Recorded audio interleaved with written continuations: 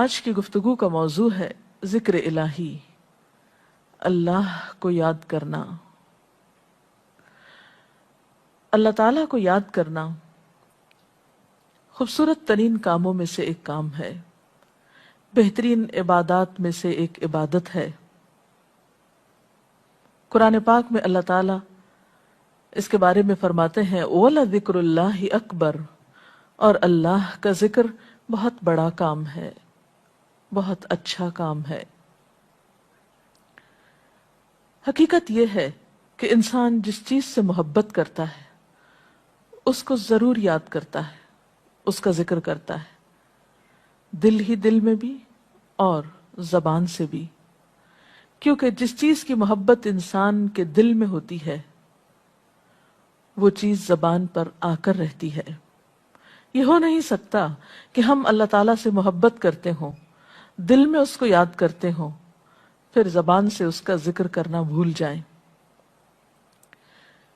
ذکر الہی تو بندہ مومن کی زندگی میں غیر محسوس طریقے سے شامل ہو جاتا ہے۔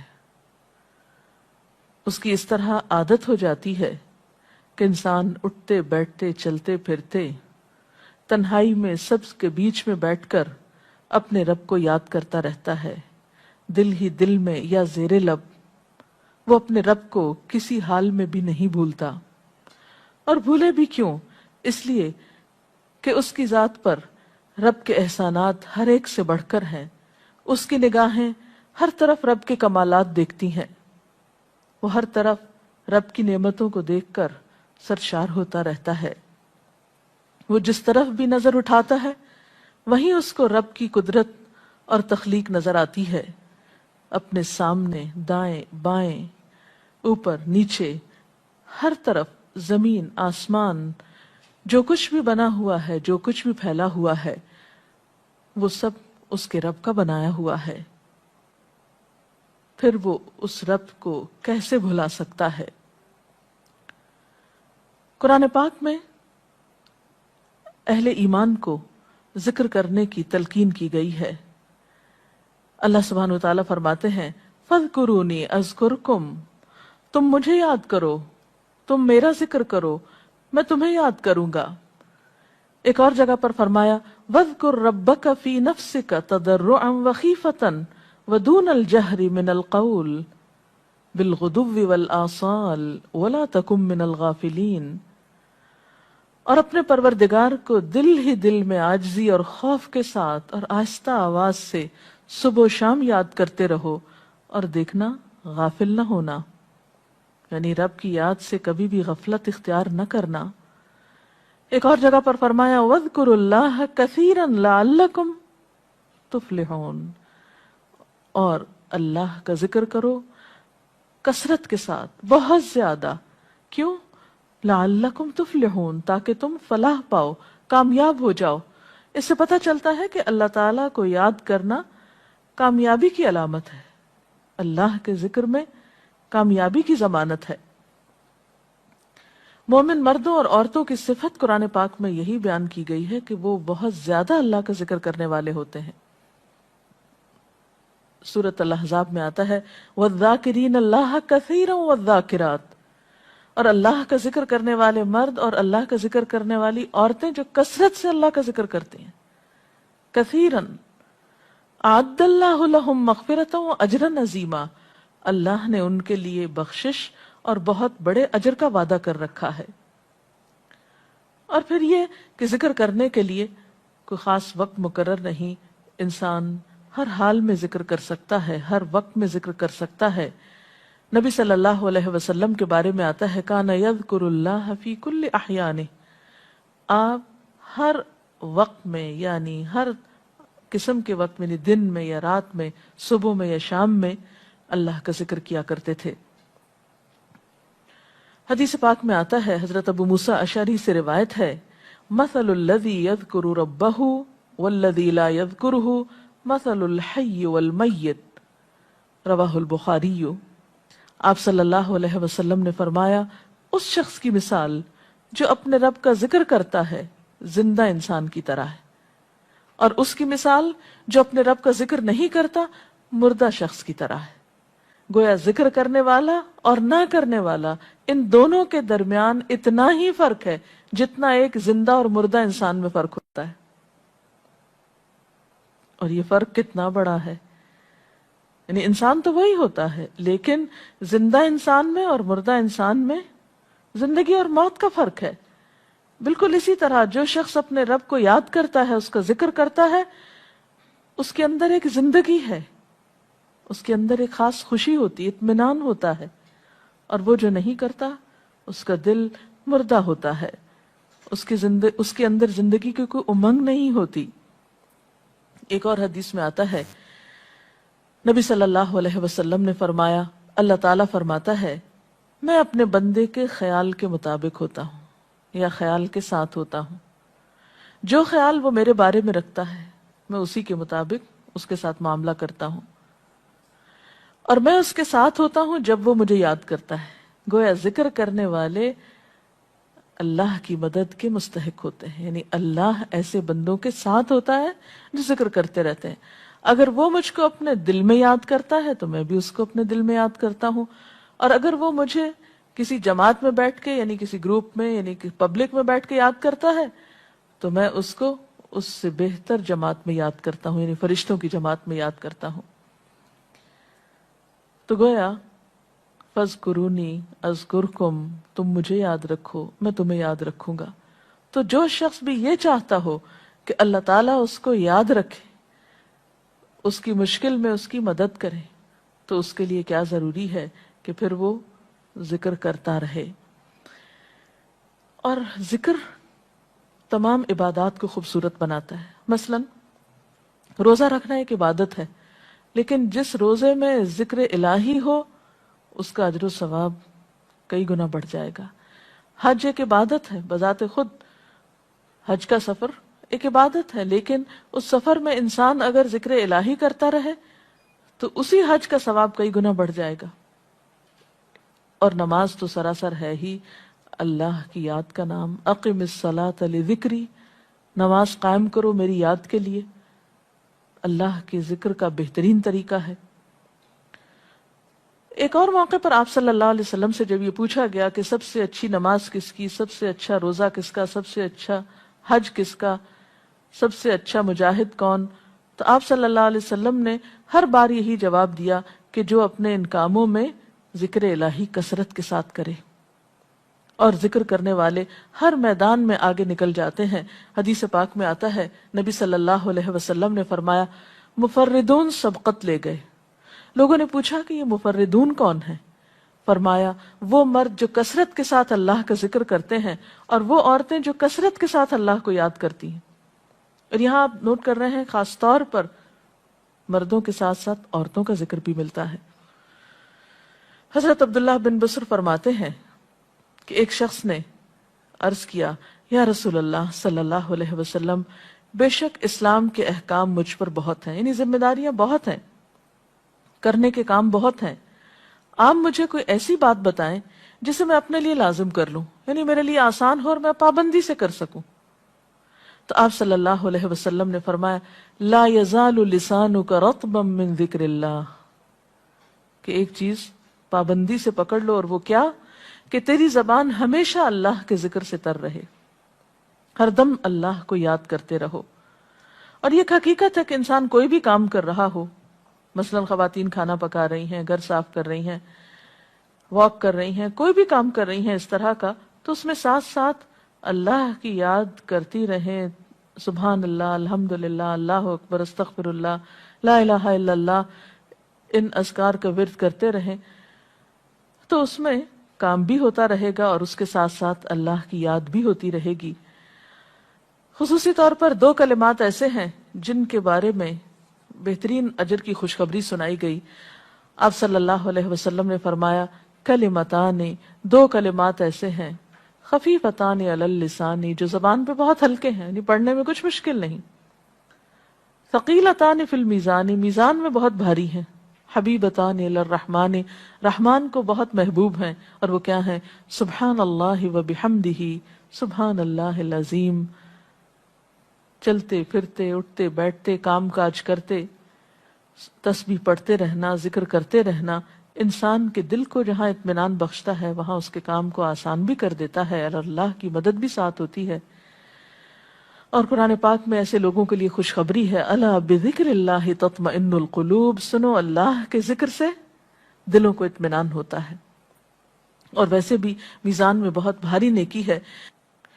ایک حدیث میں آتا ہے کہ رسول اللہ صلی اللہ علیہ وسلم نے لوگوں سے پوچھا، کیا میں تمہیں نہ بتاؤں کہ تمہارے اعمال میں سب سے اچھا عمل، سب سے پاکیزہ اور تمہارے درجات کو سب سے زیادہ بڑھانے والا، اور جو تمہارے لیے سونے چاندی کے خرچ کرنے سے زیادہ بہتر ہو، اور اس سے بھی بہتر ہو کہ تم اپنے دشمنوں سے ملو، ان کی گردنیں تم مارو اور وہ تمہاری گردنیں مارے، تو کیا ایسا عمل نہ تمہیں بتاؤں؟ صحابہ نے عرض کیا، ضرور یا رسول اللہ صلی اللہ علیہ وسلم، ہمیں ایسا عمل بتائیے. تو آپ نے فرمایا وہ اللہ کا ذکر ہے. یعنی تمام اعمال میں وہ سبقت لے جاتا ہے. اسی طرح ایک اور حدیث میں ہے، رسول اللہ صلی اللہ علیہ وسلم نے فرمایا کہ جب بھی کچھ لوگ بیٹھتے ہیں اور وہ اللہ کا ذکر کرتے ہیں، یعنی کسی مجلس میں اکٹھے ہو کر بیٹھتے ہیں، تو اللہ کی رحمت ان کو ڈھانپ لیتی ہے، ان پر سکینت نازل ہوتی ہے. اللہ تعالیٰ ان کا اپنے ہاں ذکر کرتے ہیں. گویا اکیلے بھی ذکر کیا جا سکتا ہے اور کسی مجلس میں اکٹھے بیٹھ کر بھی.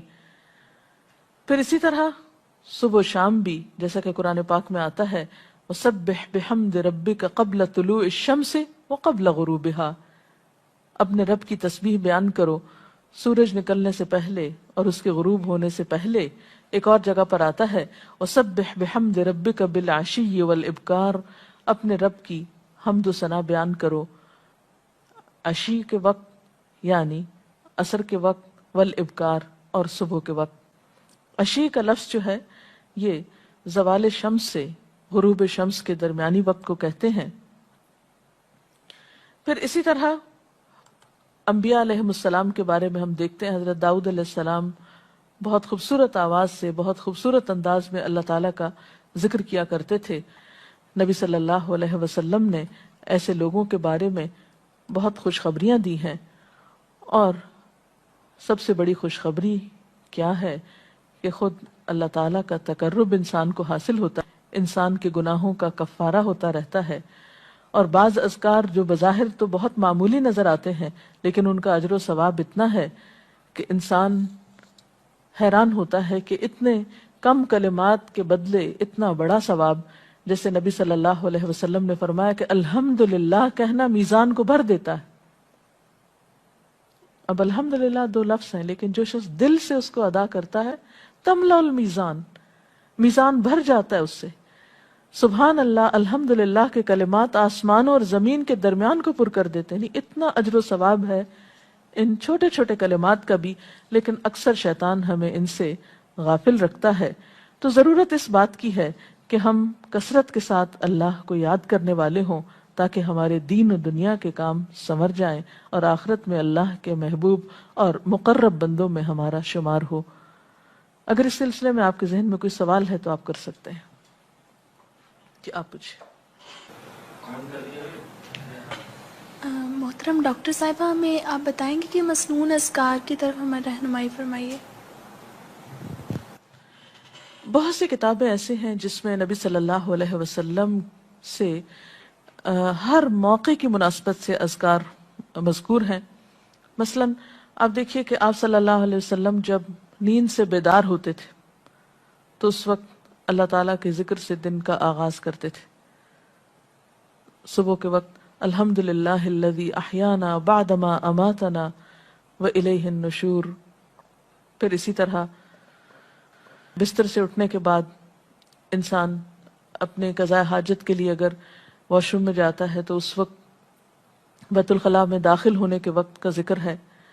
پھر بیت الخلاء سے باہر آنے کے وقت نبی صلی اللہ علیہ وسلم جب تہجد کے وقت اٹھتے تھے تو وضو سے پہلے آسمان کی طرف نگاہ اٹھا کر سورۃ آل عمران کی آخری آیات پڑھا کرتے تھے. پھر اسی طرح سحری کے وقت خاص طور پر استغفار کا حکم ہے. پھر انسان وضو کرتا ہے تو وضو سے قبل اور وضو کے آخر میں ذکر بتایا گیا، اور وضو کے آخر کا ذکر سبحانک اللہم و بحمدک اشہد ان لا الہ الا انت استغفرک و اتوب الیک کا اتنا ثواب بتایا گیا کہ ایسے شخص کے لیے جو پابندی کے ساتھ یہ ذکر کرتا ہے اس کے لیے جنت کے 8 دروازے کھل جاتے ہیں۔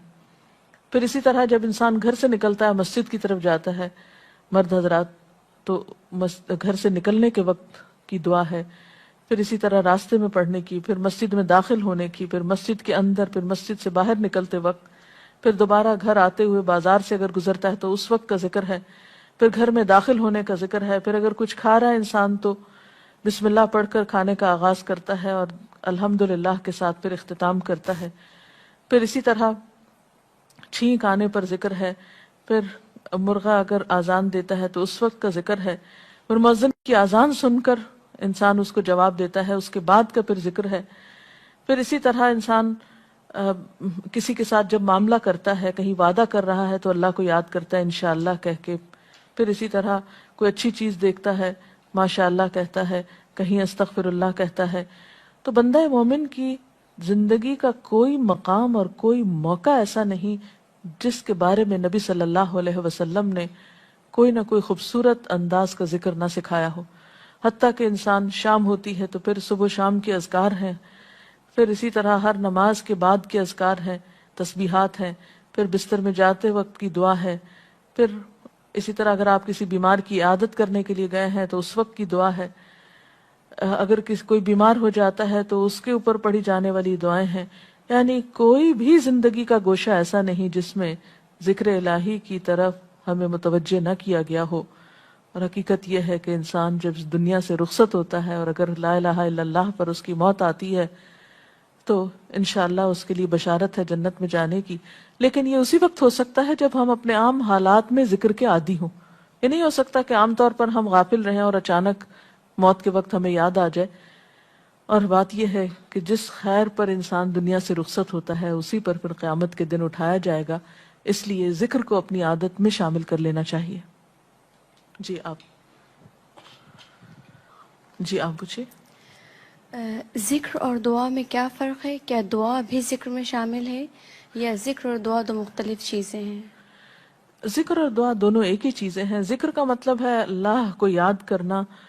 بعض اوقات انسان صرف دل میں یاد کرتا ہے، زبان سے نہیں بھی دہراتا تو وہ بھی ذکر شمار ہوتا ہے۔ بعض اوقات انسان کوئی مسنون کلمات کہتا ہے، بعض اوقات اللہ تعالیٰ کی تعریف اپنی زبان میں بیان کرنا، یہ بھی ایک طرح سے ذکر کرنا ہوتا ہے۔ اور دعا میں خاص طور پر کسی چیز کا مطالبہ کیا جاتا ہے، یہ کچھ مانگا جاتا ہے اللہ تعالیٰ سے۔ یعنی ہر دعا ذکر ہے لیکن ہر ذکر دعا نہیں ہوتی۔ ذکر کی کئی قسمیں ہیں جن میں سے ایک دعا بھی ہے۔ جی آپ پوچھیں۔ کیا ذکر کے لیے ہر وقت باوضو رہنا ضروری ہے؟